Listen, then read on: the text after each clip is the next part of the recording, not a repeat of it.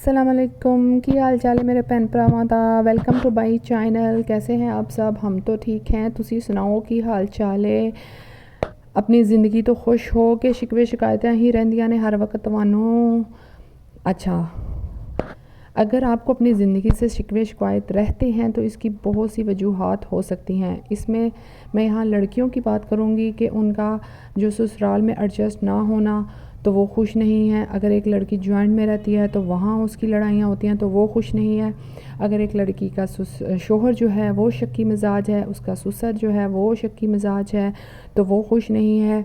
अगर एक लड़की का शोहर उसे प्यार नहीं करता, दूसरी औरतों पर तवज्जो देता है तो वो खुश नहीं है। अगर एक लड़की की सास अच्छी नहीं है तो वो खुश नहीं है, उसकी नंदे अच्छी नहीं हैं।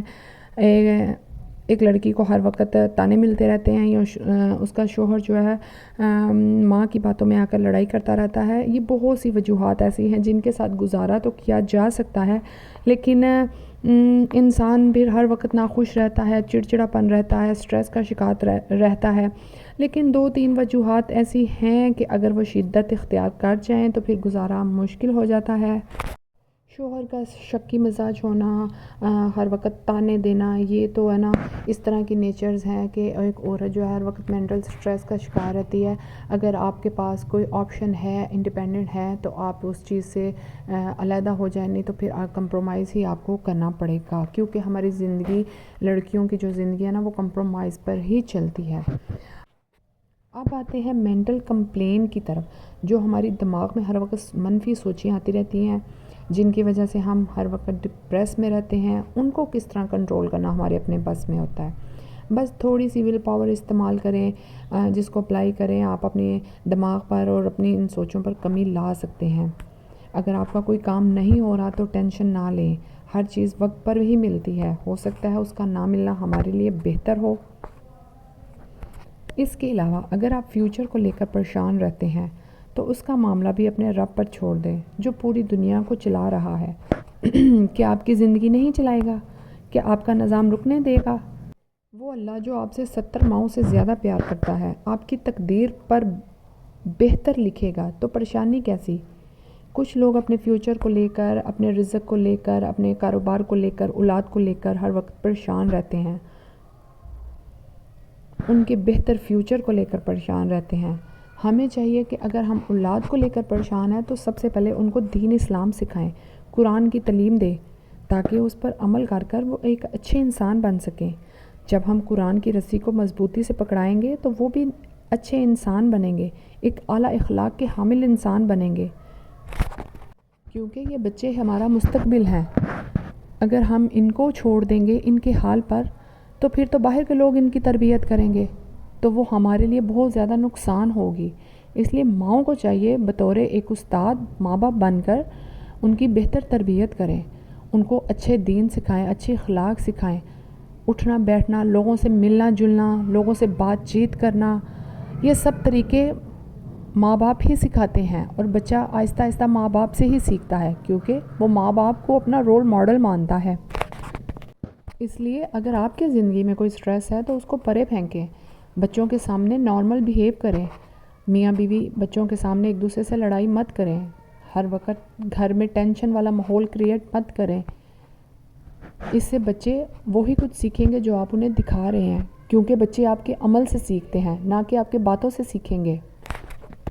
इसके अलावा जॉइंट फैमिली में रहकर अगर आपको अपने ससुराली रवैयों से थोड़ी सी टेंशन है तो आप उनको भी सॉर्ट आउट करने की कोशिश करें, बैठ कर मामला हल कर लें। अगर मामले हल नहीं होते तो फिर कट ऑफ कर लें, या उनकी ज़िंदगी से थोड़े से दूर चले जाएं। दूर जाने से भी बाज़ मामले हल हो जाते हैं। और अगर ये भी पॉसिबल नहीं तो एक ही घर में रहकर थोड़े से दूर हो जाएं। हर वक्त नज़दीकियाँ भी अच्छी नहीं होती, एक दूसरे से बहुत ज़्यादा घुले मिले भी नहीं। फासले बरकरार रहें तो रिश्ते बरकरार रहते हैं। अगर आप बहुत ज़्यादा एक दूसरे पर हावी होने की कोशिश करेंगे तो फिर आपके रिश्ते भी कायम नहीं रहेंगे। और अगर आपको सास से कोई तकलीफ़ है तो आप बैठकर उनको मामला समझाएं, उनसे पूछें, उनकी तकलीफ़ का सबब पूछें, वो हल करने की कोशिश करें। इसके बावजूद भी अगर आपका मसले का हल नहीं आता, आप मनफी सोचों से باہر آنا چاہتے ہیں، ہر وقت آپ منفی سوچوں کو سوچ کر اپنے لیے ڈپریشن کا شکار رہنے لگ گئے ہیں، تو کوئی اپنے لیے ایکٹیویٹی تلاش کریں، ایسی ایکٹیویٹی جو آپ کو مینٹل پیس دے سکے، ذہنی سکون دے سکے، خوشی دے سکے، جس سے آپ بیزی رہیں، کیونکہ آپ کا مائنڈ بیزی رہے گا تو آپ بھی بہتر فیل کریں گی، اپنے گھر کو بھی ٹائم دے سکیں گی، اپنے بچوں کو بھی ٹائم دے سکیں گی، آپ کے ایک جو کمرے کا آپ کے گھر کا جو فضا ہوتی ہے نا، وہ بھی خوشگوار رہے گی۔ تو ایسی ایکٹیویٹی تلاش کریں جو آپ کو خوشی دے، جیسے گارڈننگ ہو گئی، سلائی کڑھائی ہو گئی، پینٹنگ ہو گئی، کچھ بھی جس کا آپ کو شوق ہو۔ اتنا تو کر ہی سکتے ہیں نا آپ اپنے لیے۔ ہر وقت دوسروں کی سوچیں اپنے سر پر سوار مت کریں، اپنے ذہن کو پرسکون رہنے دیں۔ جب آپ کا ذہن بھی پرسکون رہے گا تو پھر ہی آپ کوئی بہتر کام کر سکیں گی، اپنے گھر پر، اپنے خاوند پر، اپنے بچوں پر توجہ دے سکیں گی۔ اور اس کے علاوہ اللہ کا ساتھ مضبوطی سے پکڑے رکھیں، ان کو نہیں بھولیں۔ جب وہ ہمیں نہیں بھولتا تو ہم اللہ کو کیوں بھول جاتے ہیں؟ لیکن جب ہم اللہ کو بھول جاتے ہیں تو زندگی کے کسی مقام پر ہمیں آ کر ایسا دھکا ملتا ہے کہ ہم لوگ منہ کے بل جا گرتے ہیں۔ اس وقت ہمیں اللہ یاد آتا ہے۔ اس سے پہلے کہ اللہ ہمیں اپنی آزمائش میں ڈالے، ہم اللہ کی رسی کو مضبوطی سے تھامے رکھیں۔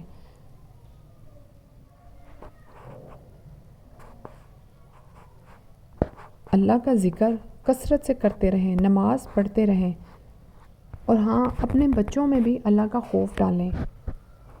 جب ہمارے بچوں میں بھی اللہ کا خوف برقرار رہے گا نا، تو وہ زندگی میں کہیں بھی چلے جائیں، کسی بھی برے ماحول میں چلے جائیں، کسی بھی بری سوسائٹی میں چلے جائیں، تو وہ ایک دو دفعہ برا کام کرنے سے پہلے ضرور سوچیں گے، اللہ کا خوف ان کے دل میں ضرور آئے گا۔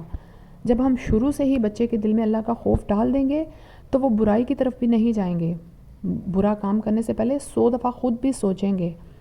یہ چھوٹے چھوٹے جو معاملات ہیں، ان کو خود ہینڈل کرنے کی کوشش کریں، خود ڈیل کریں، مسئلے کے حل نکالیں، بچوں کی تربیت اچھی کریں، اللہ کا خوف ڈالیں، نماز قائم کریں۔ یہ سب چیزیں ہیں جس سے ہم اپنی زندگی کی منفی سوچوں کو بہتر کر سکتے ہیں، اور یہ سب کر کے ہی ہم اپنی زندگی میں سکون لا سکتے ہیں، کیونکہ زندگی کسی کی بھی باقی نہیں رہے گی، سب نے ایک نہ ایک دن اللہ کے ہاں چلے جانا ہے۔ یہ زندگی تو عارضی دنیا ہے، یہاں ہم سب اپنا کردار نبھانے آئے ہیں، ایک نہ ایک دن ہم اپنا کردار نبھا کر آخر چلے ہی جائیں گے، تو کیوں نہ آخرت کی تیاری کریں، جو ہماری اصل زندگی ہے، جہاں ہم نے جا کر اللہ کو جواب دینا ہے۔ اس سے پہلے کہ اللہ ہم سے ناراض ہو جائے، اپنے خدا کو راضی کریں، اپنی عاقبت صحیح کرنے کے لیے اپنے کام بہتر طور پر کریں، کسی کو تکلیف نہ دیں، کسی کو دکھ نہ دیں، اپنی زندگی خوشحال طریقے سے گزاریں، پرسکون ہو کر گزاریں، منفی سوچوں سے باہر آئیں۔ اوکے جی، کیسی لگی آپ کو میری ویڈیو؟ آئی ہوپ پسند آئی ہوگی، کوئی نہ کوئی تو اثر کسی پر ہوا ہوگا، اگر ہوا ہے تو کمنٹ کر کے بتائیں، سبسکرائب بھی کر لیں۔ اللہ حافظ۔